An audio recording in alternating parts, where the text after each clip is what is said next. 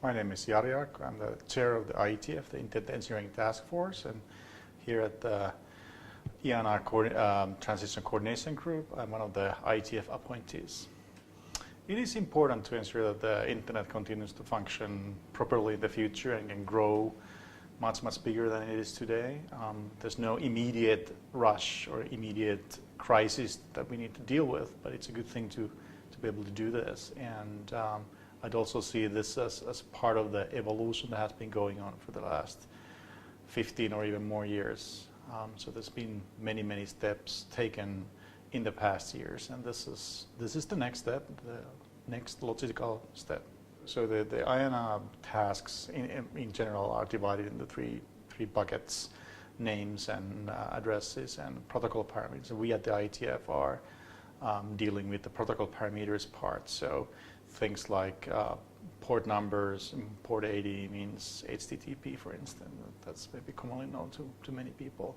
There's plenty of other numbers that are technically required so the computers and servers around the world can talk to each other and interoperate. And we at the IETF are developing these specifications for these protocols, and as part of that work, we need to pick some numbers that allow the computers to talk to each other.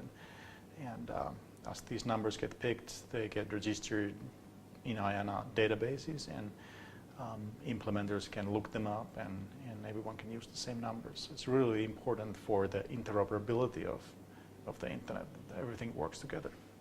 We see this as a part of the longer evolution. So we've been taking multiple steps in the past. We created contracts between ICANN and IETF to deal with IANA functions.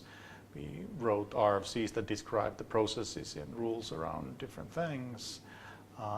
We've published thousands of RFCs that have some policies relating to IANA. How can you allocate particular types of numbers? And there's a lot of running code, there's organization around this, and we want the Internet to continue to function in a smooth manner through this transition. And from our perspective, at least at the IETF, we see this transition as recognizing the situation that has developed over the years, and there's some room for improvements now, but it's mostly business as usual. Nothing major will change. The NTI had a role a long time ago, and as part of their role, that they had the oversight responsibility. But as time has gone, the communities, we've done exactly what they wanted us to do from day one, which is to build structures and mechanisms to ensure that this thing is under control, and if anything bad happens, we can rectify issues and deal with it. This is where we are, and just being able to continue with the system running as it is important, and the community, the international community of engineers and people interested in the operational aspects of the Internet are dealing with these issues on a day-to-day basis. Everyone has taken this very seriously. I mean, not just within the ICG, but throughout the world. People see this as a necessary step, and everyone's doing a lot of work to make sure that this can happen.